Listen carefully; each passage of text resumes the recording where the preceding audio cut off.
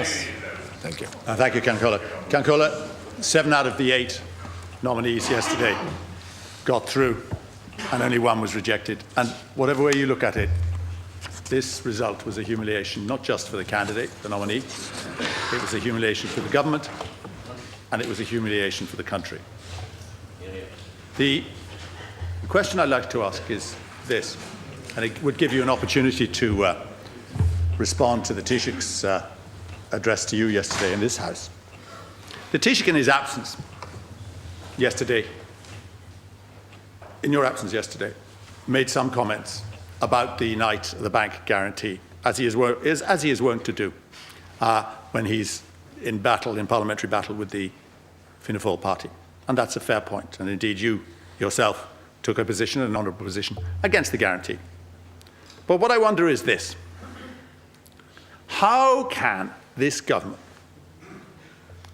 have nominated someone who is the sole survivor of that shameful night? The bankers are gone, the politicians are gone, the other advisors are gone, and yet the one person who survived that night, who was part of the cabal in Merrion Street, is nominated for promotion.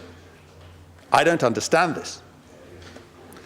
I can only suggest that what's happened is a humiliation for the Taoiseach himself, not so much for you. The Taoiseach is reported to have rung his colleagues in the EPP, People's Party, and asked them to vote for the candidate. They gave him a response which was 2 fingers, and unanimously 2 fingers to the Taoiseach. That is a humiliation for Ireland. And why is this? And it begs the question, does all that genuflection, which the Taoiseach has been indulging in with Angela Merkel and Nicolas Sarkozy, and Mrs. Merkel is allied to the EPP, is that all wasted? Is all the goodwill that we're supposed to have engendered in Europe as a result of being a poster boy completely rejected, Sorry, Deputy, and all they do is kick us in the teeth?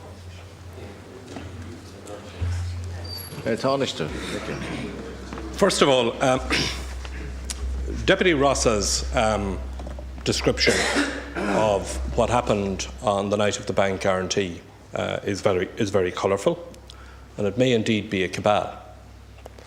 But we have an independent civil service, and I respect that independent civil service. And I don't think that it is right to come into this House, Deputy Ross, and to accuse an independent civil servant of being part of a cabal. The government that was in office, at that time took the decision. That was a political decision. They are politically responsible for that. They brought that decision into this House. And there are people in this House who voted for it, and there are people in this House who voted against us and who have to take political responsibility for that. But until such time as we change our system and we don't have an independent civil service. Independent civil service has been at the cornerstone of the way in which we do business in this country. And we will abandon that at our peril. Hear, hear. And however unpopular it may be today or any other day, for me to come in here and to defend the independence of the civil service, I will do so, and I do it today. The government nominated a senior civil servant to be our nominee to the Court of Auditors. He presented himself at the Budget Committee yesterday. I understand, I didn't see the exchanges, but I understand that by and large there was a positive reaction to him at that committee.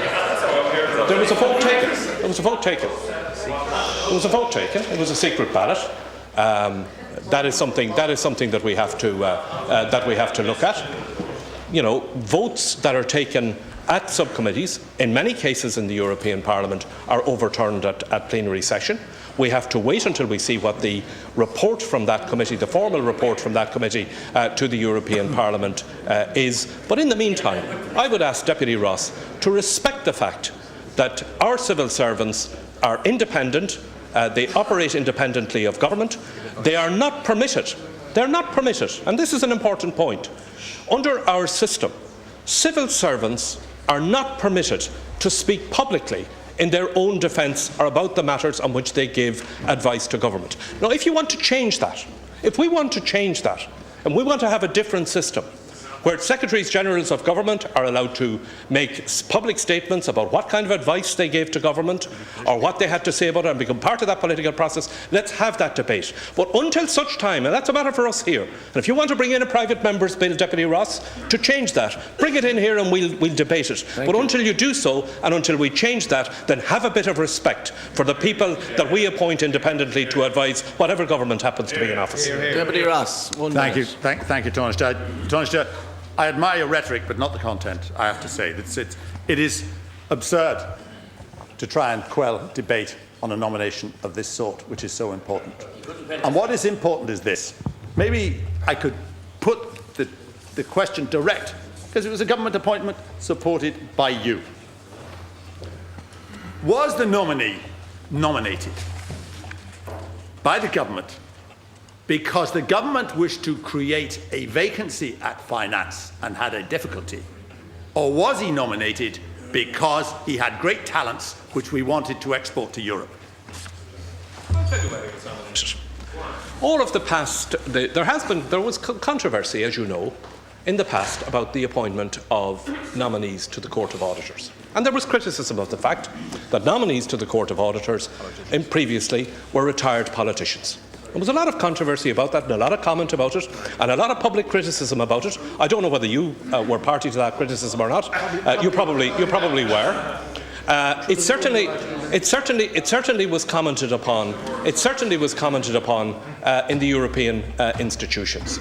And the government decided that on this occasion, instead of appointing somebody who was a former politician or somebody who was associated with politics or one of the political parties in government or all of the other things that would naturally have brought criticism about it, we decided to appoint a senior civil servant, and a senior civil servant who fitted the requirements of that particular post. And we decided to nominate the Secretary-General of the Department of Finance, senior civil servant who would serve as the Irish representative on the Court of Auditors. That's why we made the decision. We did so because he was the most appropriate appointment. That decision stands, and all that has happened yesterday was the first stage of a process which has quite some distance to go yet. Thank you, Taoiseach. That completes leaders' questions. We now move on to the order of business.